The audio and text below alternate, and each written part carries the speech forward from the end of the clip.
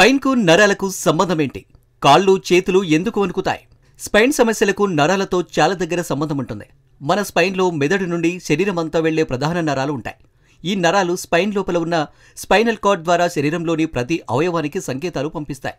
స్పైన్లో ఎక్కడైనా disc slip, నరాలపై ఒత్తిడి లేదా ఎముకల మార్పులు జరిగితే ఆ నరాలు దెబ్బతింటాయి. దీనివల్ల నొప్పి, శక్తి లేకపోవడం లేదా కాళ్ళు చేతులు బలహీనపడడం వంటి లక్షణాలు కనిపిస్తాయి. ముఖ్యంగా నడుం భాగం లేదా మెడ భాగం నరాల సమస్యలు ఎక్కువగా ప్రభావితం చేస్తాయి. స్పైన్ సరిగా ఉండకపోతే శరీర భంగిమ కూడా దెబ్బతింటుంది. దీనివల్ల నరాల పనితీరు తగ్గుతుంది. వ్యాయామం చేయడం, సరైన పద్ధతిలో కూర్చోవడం, ఫిజియోథెరపీ ద్వారా ఈ సమస్యలను తగ్గించవచ్చు. మొత్తంగా చెప్పాలంటే స్పైన్ ఆరోగ్యం, నరాల ఆరోగ్యం ఒకదానికొకటి ముడిపడి ఉంటాయి. స్పైన్ సమస్యల తర్వాత నరాల్లో కానీ ఒత్తిడి కానీ ఉన్నట్టయితే ఈ యూరిన్ సమస్య వచ్చే అవకాశం చాలా వరకు ఉంటుందండి. ఇది కానీ ఏంటంటే ఇలా ఉన్న వాళ్ళల్లో చాలామందికి కాళ్ళలో బలం తగ్గడం, తిమ్మిర్లు రావడం, లేకపోతే బాగా నడుము నొప్పి ఉండడం, గూని రావడం, అలాగే ఎంఆర్ఐ చేసినట్టయితే నడుము మీద కంప్రెషన్ ఉంటుంది. ఎప్పుడైతే ఈ నడుము మీద నరం మీద కంప్రెషన్ తీస్తారో అప్పుడు ఆ యూరిన్ ఇంప్రూవ్మెంట్ కూడా అవకాశం ఉంటుంది. కొన్నిసార్లు ఓన్లీ యూరిన్ ప్రాబ్లమే వస్తుంది కొంతమందికి, వీళ్ళ నరాల వీక్నెస్ కానీ ఏమీ లేకుండా ఉండడానికి. ఇలాంటి దానికి ఒకసారి మనకి ఎప్పుడైతే ఎంఆర్ఐలో కూడా అంత దోషం లేదో దానికి వేరే యూరోడైనమిక్ స్టడీస్, యూరోఫ్లోమెట్రీ అని కొన్ని స్టడీస్ చేయడం వల్ల మనకి ఎక్కడ తేడా ఉంది, అది నరాల్లో తేడా ఉందా లేకపోతే బ్లాడర్లో తేడా ఉందా అన్నది మనం గ్రహించగలుగుతాం ఒక్కొక్కసారి. కానీ సాధారణంగా మీకు చెప్పినట్టు ఇప్పుడు ఈ ఆస్టియోపోరోసిస్ ఫ్రాక్చర్స్ అనేవి 60 ఏళ్ళు, 70 ఏళ్ళు, 80 ఏళ్ళ వాళ్ళకి చాలా ఎక్కువగా చూస్తాం. ఇలా ఉన్న వాళ్ళకి ఈ యూరిన్ సమస్య ఇది రెండు ఉంటాయి.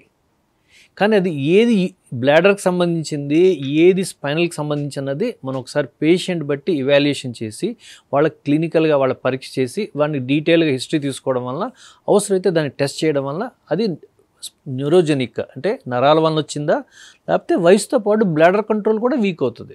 అది ఎస్పెషల్లీ మీరు చూస్తే, మీరు అమెరికాలో చెప్తుంటారు America cells more adult diapers and baby diapers అన్నట్టు. ఎందుకంటే ఒకసారి మీరు 70 years 80 years తర్వాత యూరిన్ కంట్రోల్ అన్నది కొద్దిగా తగ్గడం అన్నది చాలా సాధారణంగా చూస్తాం 30% వాళ్ళల్లో.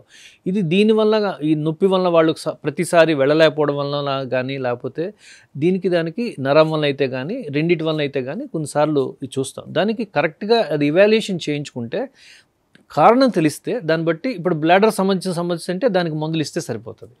అదే కానీ నరాలకు సంబంధించిన సమస్య అయితే కొంతవరకు ఎర్లీ స్టేజ్లో మనం మందులు లేకపోతే పోస్చరల్ కరెక్షను, ఫిజియోథెరపీ చేసి ఇంకా తగ్గని వాళ్ళకి అవసరమైతే ఆపరేషన్ చేసి ఆ నరం ఒత్తిడి తీసేయాల్సి వస్తుంది. ఎందుకంటే బ్లాడర్ అనేది ఒకసారి కంట్రోల్ లేకపోతే మనకి క్వాలిటీ ఆఫ్ లైఫ్ పడిపోతుంది. అంటే మనం ప్రతిసారి ఒక సోషల్ ఈవెంట్కి వెళ్ళాలన్నా, బయటకు వెళ్ళాలన్నా వాళ్ళు నెమ్మదిగా రిస్ట్రిక్ట్ అయ్యి వాళ్ళ క్వాలిటీ ఆఫ్ లైఫ్ బాగా తగ్గిపోతుంది. సో అది చాలా సాధారణంగా చూసే సమస్య. అది పేషెంట్ వాళ్ళకి చెప్పగలగాలి. చాలాసార్లు వాళ్ళు చెప్పరు కూడా, మీరు చెప్పినట్టు మొహమాట పడి చెప్పకుండా ఉంటారు. అది ఎర్లీగా కానీ చెప్పినట్టయితే నరం మీద పూర్తిగా డ్యామేజ్ కాకుండా ఉంటుంది. నరాల్లో ఉన్నదానికి కీ ఇష్యూ ఏంటంటే ఎర్లీగా కానీ ఎవరైనా ప్రజెంట్ అయితే అది కంప్లీట్గా రికవర్ అవడానికి అవకాశం ఉంటుంది. లేట్ అయ్యే కొద్దీ నరం మీద పర్సిస్టెంట్ ఒత్తిడి కానీ ఉన్నట్టయితే పార్షియల్ డ్యామేజ్ అన్నది రావే అవకాశం ఉంటుంది. ఐటీ జాబ్ వారిలో స్పైన్ సమస్యలు ఎందుకు ఎక్కువ? నేటి కాలంలో ఐటీ ఉద్యోగులలో స్పైన్ సమస్యలు, నొప్పులు, సర్జరీస్ ఎక్కువగా కనిపిస్తాయి. దీని ప్రధాన కారణం ఎక్కువసేపు కంప్యూటర్ ముందు కూర్చోవడం, కదలకుండా ఉండడమే. గంటల తరబడి ఒకే భంగిమలో కూర్చోవడం వల్ల మెడ, నడుం, వెన్నుముకపై ఒత్తిడి పెరుగుతుంది. ఫలితంగా స్పైన్ డిస్క్ సమస్యలు, నరాల నొప్పులు, పోస్చర్లో మార్పులు ఏర్పడతాయి. వ్యాయామం చేయకపోవడం, కూర్చునేందుకు కంఫర్ట్గా ఉండే కుర్చీ లేకపోవడం లేదా టేబుల్ సపోర్ట్ లేకపోవడం కూడా ప్రధాన కారణాలు. కొందరికి స్టార్టింగ్లో నొప్పి తేలికగా ఉంటుంది, కానీ నిర్లక్ష్యం చేయడం వల్ల అది తీవ్రమవుతుంది. చాలా కాలం పాటు ఈ పరిస్థితి కొనసాగితే సర్జరీ అవసరమవుతుంది. ఐటీ ఉద్యోగులు తరచుగా మధ్యలో బ్రేక్ తీసుకొని అటు ఇటు తిరగడం, సరైన భంగిమలో కూర్చోవడం, ప్రతిరోజు స్ట్రెచ్చింగ్ చేయడం చాలా అవసరం. మొత్తంగా శారీరక చలనం లేకపోవడం, నిర్లక్ష్యమైన జీవనశైలి వల్ల ఐటీ ఉద్యోగుల స్పైన్ సమస్యలు ఎక్కువగా కనిపిస్తున్నాయి. నాకు ఓన్లీ పోస్టర్ ఉండగానే ఐటీ కంపెనీ వాళ్ళే గుర్తొస్తారు డాక్టర్ గారు. సో రీసెంట్గా వింటే కనుక వాళ్ళే ఎక్కువ నెంబర్ ఆఫ్ మెంబర్స్ ఉన్నారు ఈ స్పైన్ సర్జరీస్. అది నిజమే? అవునండి. వాళ్ళు కంటిన్యూస్గా కూర్చొని సిస్టమ్ మీద పనిచేయడం, ఇంకోటి వాళ్ళకి ఒకటేసారి బ్యాక్ పెయిన్, నెక్ పెయిన్ రెండు ఉంటున్నాయి చాలా వరకు. ఎందుకంటే వాళ్ళు ల్యాప్టాప్ పెట్టుకోవడం ఆ డెస్క్ మీద నెక్ బెండ్ చేసి పని చేస్తున్నారు. సో కంటిన్యూస్గా నెక్ బెండ్ చేయడం వల్ల సర్వైకల్ స్పైన్ మీద ప్రెషర్ వస్తుంది. కంటిన్యూస్గా కూర్చోవడం వల్ల, రాంగ్ పోస్చర్ మీద కూర్చోవడం వల్ల వాళ్ళకి బ్యాక్లో ప్రాబ్లమ్స్ వస్తున్నాయి. అంటే బ్యాక్ సపోర్ట్ లేకుండా కూర్చోవడం అండ్ కంటిన్యూస్గా కూర్చోవడం. ఇప్పుడు ఈ మధ్య కాలంలో అన్నిటికంటే సిగరెట్ తాగడం కంటే డేంజర్ ఏంటంటే కంటిన్యూస్గా కూర్చోవడం. అంటే ఎంత డ్యామేజ్ సిగరెట్ చేస్తుందో అంతకంటే ఎక్కువ చేస్తుంది, ఎక్కువసేపు కంటిన్యూస్గా కూర్చోవడం. ఊరికే లేచి పని చేస్తూ ఉండాలి. ఎవ్రీ 45-50 మినిట్స్లో ఒక 5-10 మినిట్స్ నిలబడి పని చేయడం కూడా.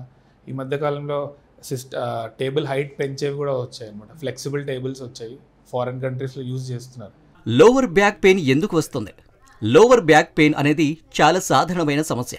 ఇది ఎక్కువసేపు కూర్చోవడం, సరైన భంగిమలో నిలబడకపోవడం లేదా బరువులు ఎత్తడం వల్ల వస్తుంది. నడుం భాగంలోని కండరాలు, లిగమెంట్లు ఒత్తిడికి గురవడంతో నొప్పి ఏర్పడుతుంది. డిస్క్ స్లిప్ లేదా నరాలపై ఒత్తిడి పడటం కూడా ఈ నొప్పికి ప్రధాన కారణం. వ్యాయామం చేయకపోవడం, బరువు ఎక్కువగా ఉండటం లేదా శారీరక చలనం తగ్గిపోవడం వల్ల సమస్య మరింత తీవ్రతరం అవుతుంది. కొన్ని సందర్భాల్లో స్పైన్లో ఆర్థరైటిస్ లేదా సైటిక్ నర్వ్ ఇన్ఫ్లమేషన్ వంటి వ్యాధుల వల్ల కూడా నడుము నొప్పి వస్తుంది. సుదీర్ఘంగా కంప్యూటర్ ముందు కూర్చున్న వారు ఈ సమస్యను ఎక్కువగా ఎదుర్కొంటారు.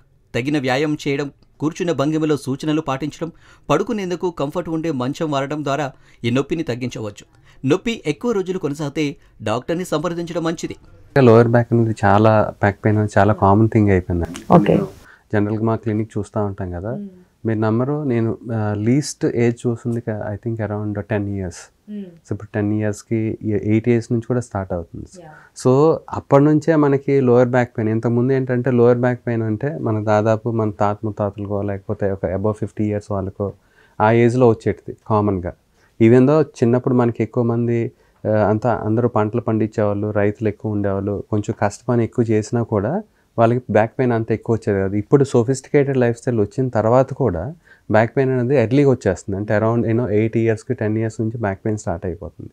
సో ఈ లో బ్యాక్ పెయిన్ అనేది మెయిన్గా ఏంటి అంటే మన లోయర్ బ్యాక్ డిస్క్స్ ఏవైతే ఉంటాయో దాని మీద ఎక్కువ ప్రెషర్ పడడం వలన కామన్గా చూస్తున్న ప్రాబ్లం ఇప్పుడండి. ఇప్పుడు దానికి మెయిన్ కాజెస్ ఏంటి అంటే యూజువల్గా ఏంటి అంటే మనకి కొన్నిసార్లు మజిల్ స్ట్రెయిన్ అంటాం.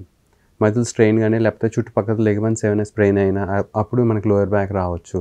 లేకపోతే కొన్నిసార్లు ఏదైనా చిన్న యాక్సిడెంట్స్ అవుతాయి, చిన్న ఫాల్స్ అయినప్పుడు సడన్గా ఒక జర్కి మూమెంట్ వచ్చినప్పుడు స్ట్రెయిన్స్ అవ్వడం కానీ స్ట్రెయిన్ అవ్వడం కానీ చెప్తాం.